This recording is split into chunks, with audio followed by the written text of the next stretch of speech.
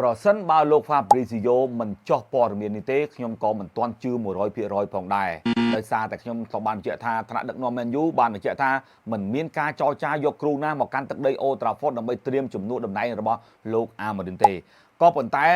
នៅក្នុងយប់មិញនេះលោក Fabrizio បានចុះផ្សាយថា Xavi កំពុងតែសិក្សាអំពីការមកដឹកនាំនៅក្នុងក្របខ័ណ្ឌ Premier League ហើយ Xavi នេះក៏មានអ្នកគេថាចិត្តស្និទ្ធអ្នកស្គាល់គ្នានឹងដែលធ្វើការនៅក្នុង Innes Group ក្រោមការគ្រប់គ្រងដោយលោក Sir Jim Ratcliffe ផងដែរហើយលោក Fabrizio ក៏បានចុចបន្ថែមទៀតថាប្រសិនបើថ្ងៃណាមួយលោក Robin Amorim អាចនឹងត្រូវបាន Man U បណ្ដេញចេញនោះច្បាស់ណាស់ថា Xavi គឺជាបេក្ខភាពដែលនឹងមកដឹកនាំក្លឹបបិសាចក្រហមមកខ្ញុំនឹងលម្អិតបន្តិចបន្តួចជូនទស្សនិកជនអ្នកជំនាញខាងទីផ្សារដោះដូរកីឡាករដ៏ល្បីគឺលោក Fabrizio Romano បានបង្ហើបនៅរាត្រីយប់ថ្ងៃច័ន្ទកាលពីម្សិលមិញថាដំណឹងនិងតំណែងបច្ចុប្បន្នរបស់អ្នកចាត់ការលោក Robin Amorim គឺមិនមានសម្ពាធខ្លាំងនោះទេបើទោះបីជាបើកឆាក6ប្រកួតដំបូងចាញ់ដល់ទៅ3លើកក៏ដោយទោះជាទុកឱកាសនិងផ្ដល់ទំនុកចិត្តក៏ពិតមែនតែលោក Fabrizio បានបន្តថាលោក Ratcliffe ក៏ចង់ឃើញការរីកចម្រើនរបស់ក្រុមជាបន្តបន្ទាប់និងស្ដារស្ថានភាពបច្ចុប្បន្នគឺត្រូវតែប្រសើរឡើងប្រសិនបើលោក Robin Amorim ចង់បន្តកាន់តំណែងនៅ Old Trafford ហើយជាថ្មីម្ដងទៀតនោះគឺថ្នាក់លើរបស់ក្លឹបមិនបាននឹករក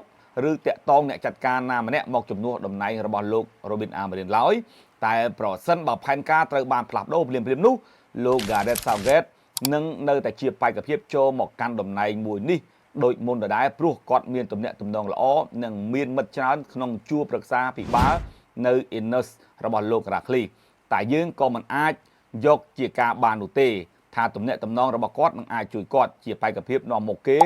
នៅក្នុងការក្លាយជាអ្នកចាត់ការថ្មីព្រោះក្លឹបនឹងសម្លឹងឃើញអ្នកចាត់ការផ្សេងៗដទៃទៀតហើយបេក្ខភាពចូលកាន់តំណែងនោះគឺក៏មានបេក្ខភាពលោក Xavi ដែលជាអតីតអ្នកចាត់ការរបស់ក្លឹប Barcelona បច្ចុប្បន្ន Xavi កំពុងតែសិក្សា Premier League និងអំពីប្លង់លេងនៅអង់គ្លេសផងដែរហើយក៏នឹងអាចយល់ព្រមចូលមកដឹកនាំក្រុមបិសាចក្រហមភ្លាមៗតែម្ដងប្រសិនបើការចរចាគ្នាត្រូវបើទោះបីជាបិសាចក្រហមគ្មានកៅអីលេខនៅ Europa League នៅរដូវកាលនេះក៏ពិតមែនតែគ្រប់យ៉ាងគ្រាន់តែជាផែនការ B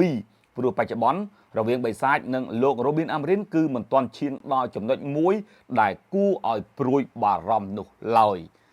ដូច្នេះបងប្អូនបានជ្រាបណាថាលោក Gareth Southgate គឺជាបេក្ខភាពនាំមុខលោក Xavi ក៏ជាបេក្ខភាពមួយដែលក្លឹបចង់បានផងដែរតែដរាបណាលោក Robin Amorim នៅតែដឹកនាំ Man U បានល្អអានោះប្រហែលជាមិនអាចកើតឡើងទេតែប្រសិនបើមិនល្អត្រៀមទៅបាទព័ត៌មាននេះគឺប្រហែលជាអាចយកជាការបានខ្លះបងប្អូនកុំភ្លេចណាខ្ញុំទម្លាក់ link channel Telegram ខ្ញុំនៅក្នុង comment បងប្អូនអាចចុចបានដើម្បីទទួលបានរឿងរ៉ាវព័ត៌មានពិសេសគឺមានការទម្លាក់រង្វាន់ជារៀងរាល់សប្តាហ៍ដើម្បីបងប្អូនទស្សន៍ទាយយកអាវ free top grade ពីខ្ញុំផងដែរអរគុណច្រើន